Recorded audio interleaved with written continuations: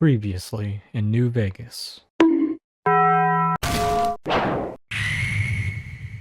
This time in New Vegas.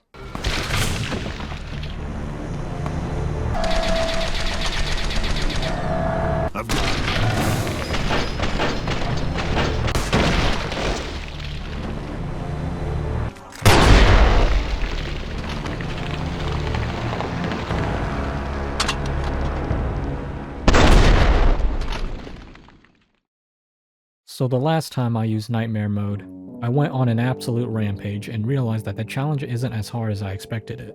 So I decided to add another on top of it. Can you beat Fallout New Vegas when everyone is hostile and without taking any damage? That's quite the mouthful, but the challenge itself is pretty straightforward. I'll use Nightmare Mode in my previous challenge run in tandem with a console command to set my max health to 1, so that I'll instantly die upon taking any damage, thus forcing me to have to put more thought into my approach, rather than mindlessly meleeing enemies. Nightmare Mode is the mod I'll be using that makes nearly all NPCs hostile, with the exception being the Gunrunner's Vendatron, but I won't be using it to stay faithful to the challenge. Once I started the game, I got to assigning special points. Previously, I dumped all my points into a character that's specialized in ripping and tearing, but that isn't an option now for obvious reasons. If I have to tell you why charisma and endurance are at 1, you obviously didn't assign yourself with at least 4 in intelligence like I did. 10 in perception and agility, and luck, as being a boring stealth critical firearms oriented character, seemed like the only good build for this challenge, and then dump the rest into strength for weapon strength requirements. If you've been paying any attention, then you know that energy weapons, guns, and sneak are the only choice for tag skills. For traits, I chose Built to Destroy to synergize with my max luck, and Trigger Discipline since ammo is a concern since I can't buy any. Once Nightmare Mode was activated, I set my max health to 1 so that the thing I said at the beginning of the video can happen. Once I left Doc Mitchell's house, I immediately hid from Victor and got to whittling down Goodsprings' population. After being detected by Victor, I managed to cheese him by luring him into a house and offering him some brewskis. Once I attacked the saloon, I witnessed Trudy and Joe Cobb finally join forces, but that didn't last very long. Once I added Sunny Smiles to the general store's meat mill in stock, I was satisfied with my work and left Goodsprings in peace. One of my concerns with this run is both ammo and having good weapons, so I decided to get a start on it by relieving the Dust Bandits of 2 of their God-given rights, though they did put up a bit of a fight. I once again decided to take the main road to New Vegas, for both easy experience courtesy of the Sloan fellows and to get to the strip quicker. At Black Mountain, I tried to get the jump on Neil again, but he really wasn't having it this time. I stopped by Repcon HQ to get my hands on the unique plasma rifle, but lacked the lockpick skills needed to get it. Oh well. Near Freeside, I got stuck between the NCR troopers at the sharecropper farms and the troopers that are stationed at the nearby water plant. I tried to make a run for it, but that wasn't working even with agility at 10. After I had my fill of dying over and over, I switched to taking out the NCR at the water plant to continue. Once I got to Freeside, I started blasting before being accosted by some knife-wielding children. After my previous playthrough where these same kids were shooting at me, I did consider adding the Killable Children mod, but I figured that YouTube would really not be happy with that. Because everyone is hostile and I can't take any damage, Freeside is now an extremely dangerous location, and I either have to use a stealth boy to sneak past everyone, or just murder whoever gets in my way. What fun. After spending nearly 20 minutes just making it to the strip gate, I had to pick off the Securitron gatekeepers one by one, since taking them head on isn't really an option. Once I got to the strip, I quickly found how hilariously awful my weapons were when fighting Securitrons one-on-one. What I really needed was more firepower, and I thought that the boomers would be generous enough to lend me some, so off I went to Nellis. After I easily ran through their barrage, I used the old quick save and quick load strategy to breach the fence and then gave the boomers' leaders an early retirement as a thank you for their weapons. Raiding the boomers' munitions took well over half an hour, and I had to resort to a rather cowardly strategy of luring some of them out of the building so I can pick them off. While all of this was happening, a teleporting Securitron caught wind of my strategy and quickly killed me. To make matters worse, some of the boomers had gotten wise to my strategy and were ready to ambush me once I exited the building. Even in death, the boomers fought back, as the mere act of stepping on their corpse is enough to kill me. After finally calling the rest, I was left with a giant stockpile of bombs that made me realize I should have invested into explosives. Before going back to the strip, I took a detour in order to get the unique Gauss rifle, since I needed a long-range weapon and I needed a way to deal quick bursts of damage. Even with all of my newfound weapons, fighting through the strip was no easy task, which was a terrible omen of things to come. Inside the Lucky 38, New Vegas briefly became a survival horror game while I was hiding from the Securitrons. I experienced a really annoying glitch when I was throwing grenades, because I was throwing them like paper balls instead of regular grenades like I was earlier. After I finished what I could in the Lucky 38, I found myself to be completely stuck. I had no way of killing the many more Securitrons in the later parts of the strip, and the Securitrons I had killed outside Gomorrah can respawn.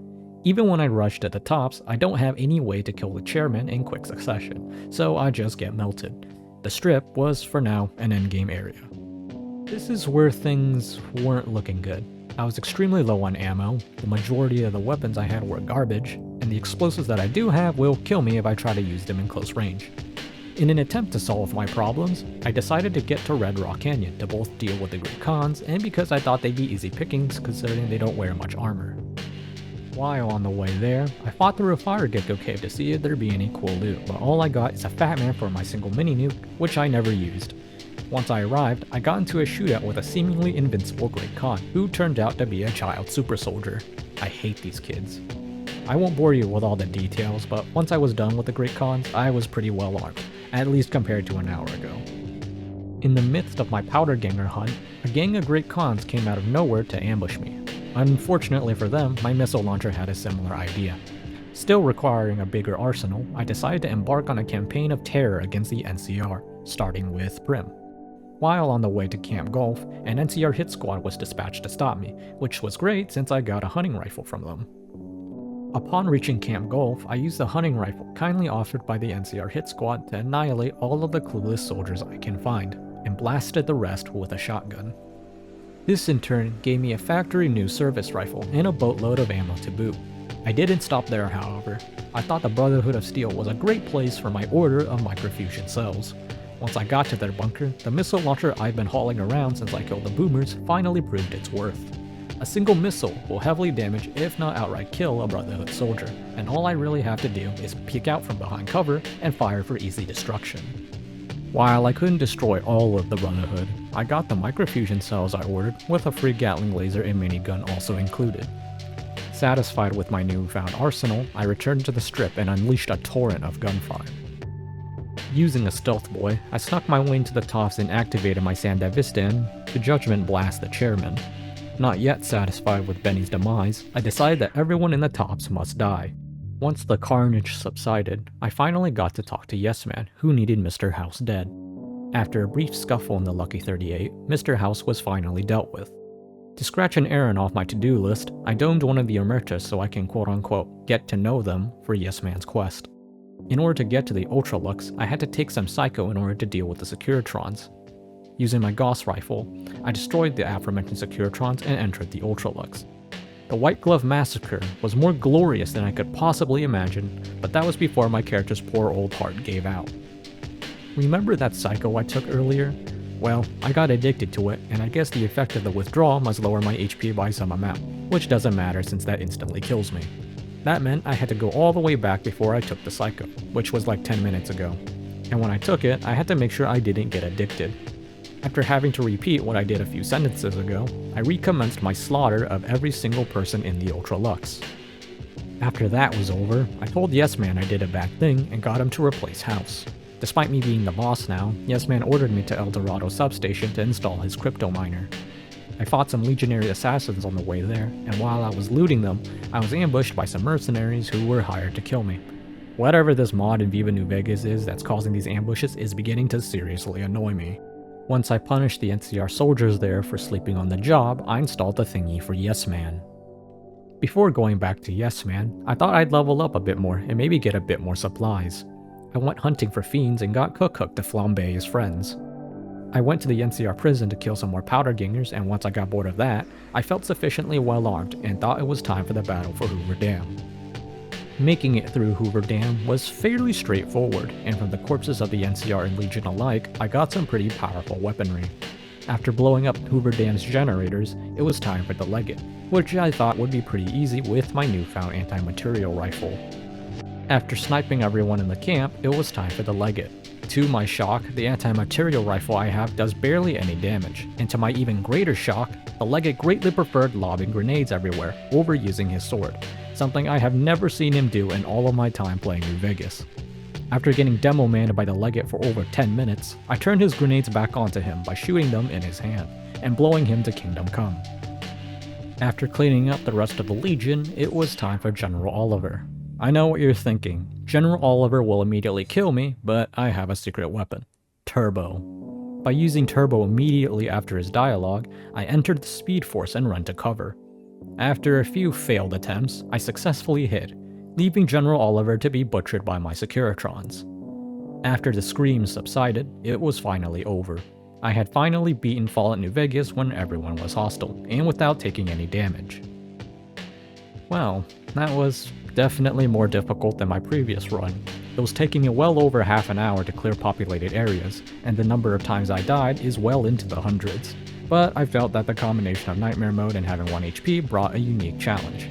I'd like to keep trying interesting challenges like this, and I don't necessarily want to stick with just New Vegas either. If you somehow found this video in the first place, then I'd like to say thank you for watching.